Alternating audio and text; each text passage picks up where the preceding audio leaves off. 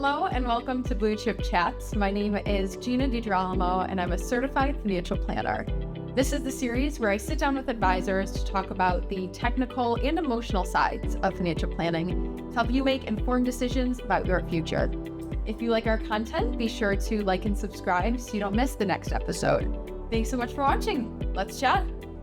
Today, I'm here with Adam Larkin. Adam is a certified financial planner and financial advisor here at Blue Chip Partners.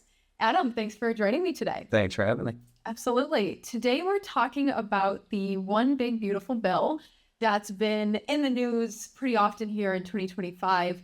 And we're going to talk about how it applies to taxpayers, what they might want to think about in their financial plan and going into the end of the year and tax filing season. So, Adam, if you could first give some context on what this bill is and why 2025, why did it come about? Yeah, so the reason that it's coming out now is because in 2017, in the first Trump administration, they came out with, at the time, the Tax Cuts and Jobs Act that put in place provisions that were set to expire at the end of 2025.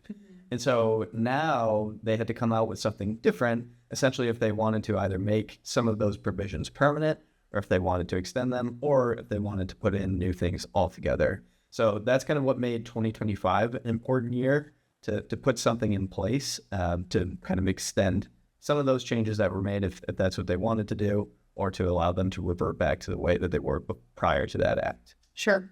So for anyone listening, to give some context, could you first talk through the difference between a standard versus itemized deduction and how someone might approach that in their own tax filing? Sure. So, and the reason that this kind of applies to the Tax Cuts and Jobs Act, and then what we're going to talk about today with the Big Beautiful Bill, is because a major goal of the Tax Cuts and Jobs Act was to make tax filing simpler for the majority of U.S. taxpayers. And they did so by creating a standard deduction that was generally greater than what somebody would be able to itemize.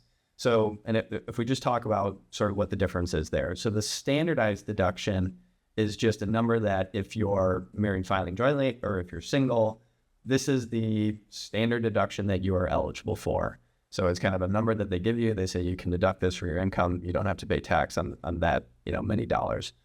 The other option would be if you were to have enough itemized deductions, meaning kind of single different deductions, and I'll break it down into four kind of categories. But if you were to have enough itemized deductions that it would exceed that standard deduction amount, then you could deduct more from your taxes.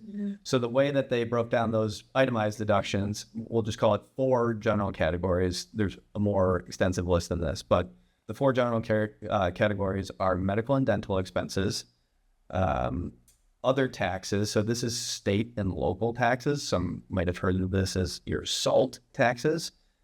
Interest that's paid. This is most typically your mortgage interest. And then the fourth would be charitable deductions. So if the combination of these four things, and there are different rules within each of these different four things, but if the combination of these exceeds your standard deduction, then you could take itemized deductions that would then allow you to deduct more of your income for the year. So ultimately, some taxpayers are using the standard deduction. Some are able to itemize. So go a little bit further, and one of those itemized deductions, you mentioned the SALT tax, which is state and local taxes. How and what changes have been made with the Big Beautiful Bill as it pertains to the SALT tax? Right. So like I said, if you're trying to add up those four different categories to be greater than your standardized deduction, which now for 2025, the standardized deduction is $31,500. So if you're trying to add these four things up, the way that it was written in the Tax Cuts and Jobs Act was that your state and local tax deduction was limited to $10,000, meaning that even if you pay more than that in state and local taxes, all you're able to deduct for that portion is $10,000. So the change that's being made now is that you're now eligible to deduct up to $40,000. There is a restriction here where you would have to be aware of sort of your income level to know whether or not you're fully eligible for that full deduction. But now that's kind of what's making headlines, is that you can deduct up to $40,000 instead of just $10,000. And the key piece there is that this applies to those that are itemizing or are now able to itemize because they have that higher deduction amount with the SALT tax. Correct, right. Like if you think about it, you have an additional $30,000 of potentially deductible expenses in a year that you wouldn't have had prior to 2025. So moving forward, it could open the door for more people to itemize and thus pay slightly lower taxes. And on the flip side of that, another new provision as part of the Big Beautiful Bill applies to those that may not be itemizing, maybe taking the standard deduction or itemizing. Sure. And that's the Enhanced Senior Deduction. Can you talk a little bit about what that is, who it might apply to, and kind of how it works? Yep. So the Enhanced Senior Deduction is for anybody that's over the age of 65. So you're eligible for up to $6,000 per individual. That is all that you have to do is be over the age of 65 in that particular tax year. So it doesn't matter whether or not you're taking Social Security or if you're on Medicare. All that matters is that you're over the age of 65. Mm-hmm. Now, let's say you had a married couple where one of the two spouses was over the age of 65. You're eligible to take up to $6,000 per that individual. If both of the spouses are over age 65, then jointly you're able to deduct up to $12,000.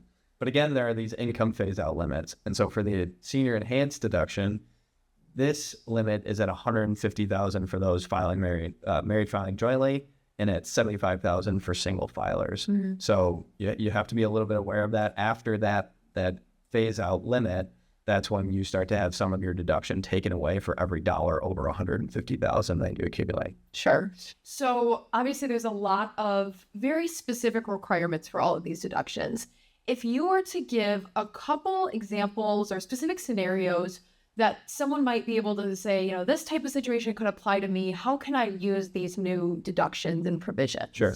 So let's talk about the SALT deduction first. So let's say that we have an example of, a younger couple, two spouses both working, mm-hmm. and they're earning together a gross income of $550,000 per year. Well, the income phase-out limit for the SALT deduction begins for a married filing joint couple at $500,000. For single filers, that's at $250,000. So for this particular couple in this example, if they have combined gross income of $550,000, then we would say we need to look at different strategies where we could limit their income for the year so that they can take full advantage of that $40,000. Now, it's not until they've reached $600,000 that it's completely phased out, meaning that they would only get the $10,000 deduction, not that they would get anything, but mm-hmm. They would only get $10,000. But nonetheless, if you have a couple $550,000 and you're trying to limit their income, then what you look at is, hey, can we do things like pre-tax contributions to your 401k? If we can max those out for each spouse, that will bring income down lower to that $500,000 phase-out level. Does your company have options for deferred comp? And is that something that you might be interested in, both to get the tax advantage this year, but does it make sense for you long term? Yeah. So you would look at different ways that you could potentially limit your income for the year. The same kind of applies then to the enhanced senior deduction. So different scenario. Let's just say that we have a married couple that's both spouses are over the age of 65, right? Mm-hmm. So they're eligible for this $12,000 full family deduction, right? As long as their income is below that $150,000, then they can deduct, $12,000. But let's say for this couple, you've been managing with Medicare thresholds in mind and different tax brackets in mind that you have kind of had this target of $200,000 of income, between Social Security, pension income, and IRA distributions. That's sort of what you've been managing to in the past. Well, that might not be inherently wrong.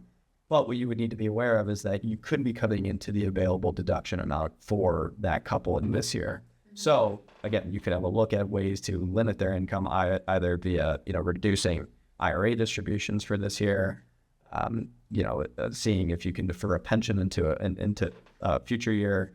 The point is it worth managing income to be below that income phase out level in this year? And does that make sense long term for the client as well? Obviously a lot to consider here. If you were to give one key takeaway or one piece of advice that you want someone listening to take from this, what would that be? Yeah, I think the key takeaway here is that in the headlines, and what everybody is reading is that there are all these great deductions available. We only talked about two today. There's a lot more to the Big Beautiful Bill Act. But the point here is that you need to be aware of whether or not there's income phase outs for some of these deductions. So if you're wondering, or if you're hearing about different things talked about in the news and whether or not they apply to your specific tax situation, you should probably have a look as well to see if there are any sort of income phase outs that would make you ineligible for these deductions that are now available. And if so, is there a way then for you to manage your income in any given tax year to fall below those phase out levels so that you can take advantage of the deductions? Okay. So just be aware, be conscious of the fact that, that the headline is that, you get these great deductions, but there's a little bit more under the surface that you have to be aware of. So make sure you read into that before you're spending money that you're eventually going to have to pay in taxes. Exactly. And one piece of that is working with a trusted advisor to make sure that you're managing your income exactly like you said. You're accounting for all of these changes, right? Because this is happening in 2025. There could be tax law changes in the future, as we've seen in the past, and it's going to be something that's continuing to change. Exactly. So working with an advisor is very important. This is something that we're talking about with our clients day in and day out. If this is something that could be applying to you, reach out to our team at Blue Chip Partners. We'd be happy to have a look at your tax situation and see how we can help. Thanks for joining me today, Adam. Thanks again for having me. Absolutely. And thanks for watching. Can't wait to chat again soon.